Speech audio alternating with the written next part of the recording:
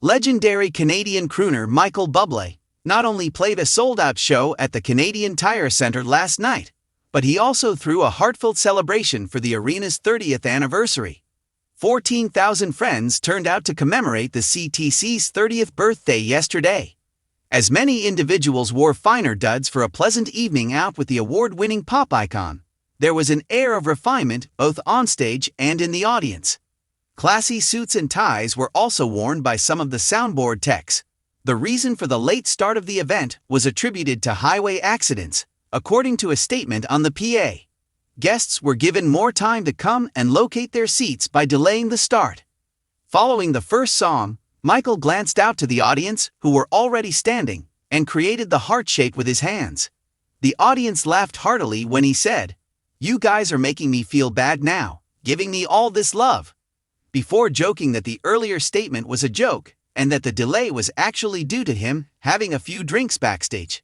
Fans were anticipating what the evening would bring, as it had been some years since his last visit to the city. With 75 million records sold and 11 albums, not to mention EPs, compilations, etc., under his belt, he had plenty of material to choose from. As a result, the evening featured hits like Feeling Good, Home, and Haven't Met You Yet, along with a skillfully composed mix of other old and new songs and a few medleys. Bublé's silky voice and a superb big band made the performance feel like a multi-course banquet, with each course being better than the last. Bublé peppered each song with witty commentary and amusing remarks.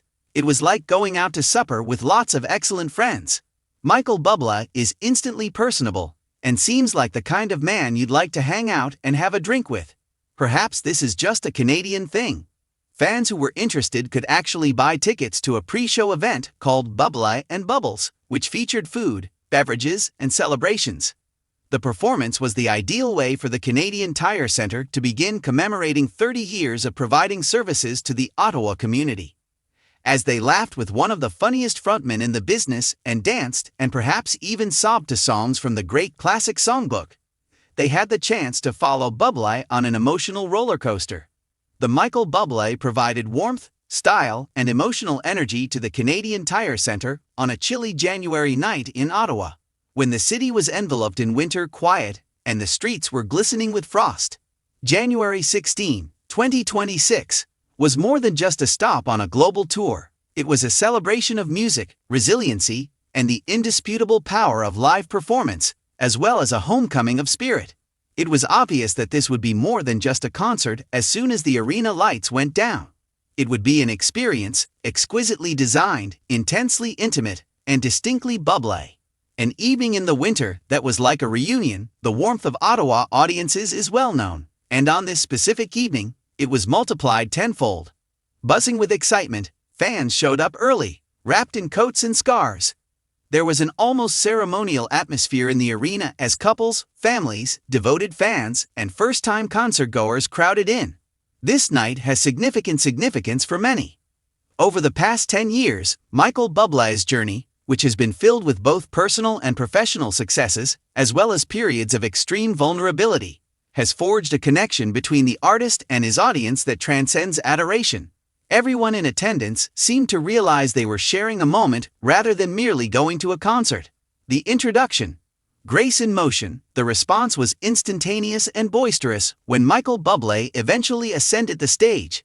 He embodied the very spirit of traditional showmanship with contemporary appeal, dressed in a sharp, classic suit that was agilous and effortlessly elegant, supported by a full orchestra whose precision and richness lifted every note.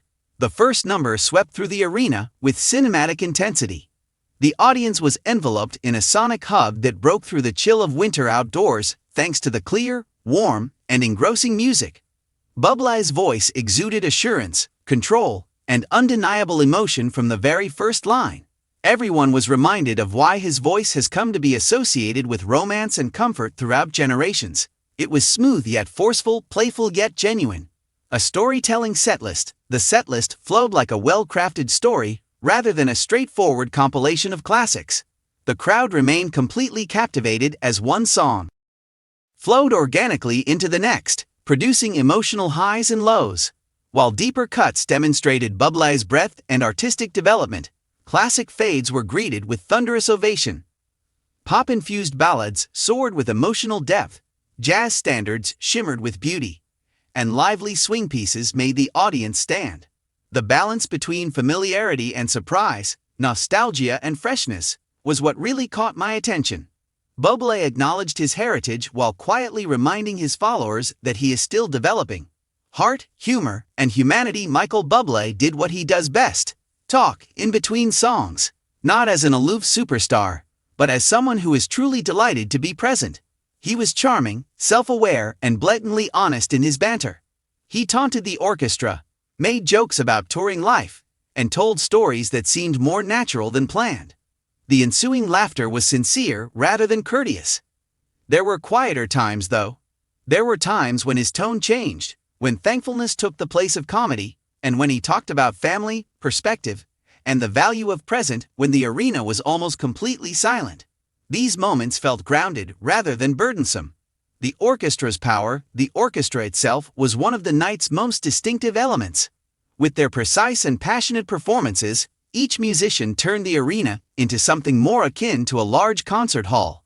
During swing pieces, brass parts gleamed, strings expanded dramatically, and percussion provided subtle sophistication to ground everything. There was no denying the synergy between Bublé and the orchestra, which was a result of years of respect and cooperation. The arrangement enhanced the vocals rather than overpowered them, letting each element of Bublé's voice come through. A fully involved crowd. The crowd was completely engrossed, from the lowest bowl to the highest seats. During private moments, people yelled out the psalms, while during fan favorites, they sung along gently. A few swayed. A few people danced. Some just listened with their eyes closed. Longtime admirers were mouthing every word, couples were holding hands, and novices were clearly taken aback by the performance's emotional impact. There was a single voice, a single beat, and a common experience. On a few occasions, the cheers were so prolonged that Bublé had to stop, grinning, to allow the moment to settle. The atmosphere, lighting, and visuals, instead of being ostentatious, the production design was tasteful. Warm tones of soft lighting filled the stage, softly changing to fit each song's atmosphere. Instead of overpowering the emotional narrative, the visuals enhanced it and complemented the song without taking away from it. The stage was filled with intimacy during slower numbers. The arena became a celebration of sound and movement when lights moved in time with the beat. Everything seemed purposeful, tasteful, and perfectly in line with Bublé's creative persona. A voice with feelings in it. The voice itself was what really made the evening memorable. Although Michael Bublé's vocal control is still remarkable, the emotion that underpinned it really stood out. Every word had a sense of authenticity. There was intention in every note. Joy, longing, playfulness, and introspection were all skillfully incorporated into the performance. Instead of just singing songs, Bublé lived them, effortlessly and sincerely drawing the audience into each tale. The mid-show transition, introspection and interaction. The tone eased in the middle of the performance. The orchestra became silent. The lights went down. Bublé was by himself at the microphone. The enormous arena seemed to have temporarily shrunk into a private room during these particularly private moments. He talked on being thankful for the opportunity to play, interact, and share music following years that served as a constant reminder of how fleeting life can be. The ensuing quiet was one of veneration rather than emptiness. Energy returns. Joy, swing, and motion. The tempo changed as the atmosphere became more contemplative. The ambience changed as swing beats returned to the stage. Bublé pushed the audience to move while dancing and making fun of the band. Laughter came back. Smiles were shared. Joy filled the arena. One of Bublé's strongest points is this contrast, his ability to switch between exuberance and reflection with ease. And it was on full show tonight. A moment in Canada. Seeing Michael Bublé play in Canada has a distinct quality.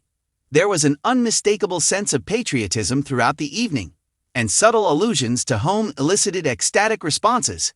This was a Canadian artist sharing his trade with his own people, not just a passing international celebrity. There was a stronger sense of connectedness. The cheers grew louder. The gratitude seemed reciprocal. The last mile. The highest point of emotions were running high as the concert came to an end. The last songs offered a sense of closure without being definitive, a reminder that even though the evening will come to an end, the emotion would endure. Clearly affected by the reception, Bublé repeatedly and sincerely thanked the audience. His appreciation felt genuine and earned rather than staged. The audience stood up in unison as the last note was played. Encore, the ideal farewell, the triumphant, sincere, and exuberant encore was just what fans had hoped for. The orchestra came back in full force, and Bublé's charismatic and brilliant vocal performance caused the enthusiasm to rise again. It was more of a promise of future evenings, songs, and musical moments than a farewell. The way out of the arena was different. There was a faint buzz in the air as fans filed out into the chilly Ottawa night. They were animated but quiet conversations. There were lingering smiles. Although phones glowed with newly taken pictures and videos, the genuine memories were already deeply ingrained. On January 16, 2026, Michael Bublé's performance at the Canadian Tire Centre was more than just a show. It served as a reminder of the importance of live music, of how a common space, a song, and a voice can produce something everlasting. This night asked everyone to slow down, feel profoundly, and recall the simple power of brilliantly performed music in a world that frequently moves too quickly.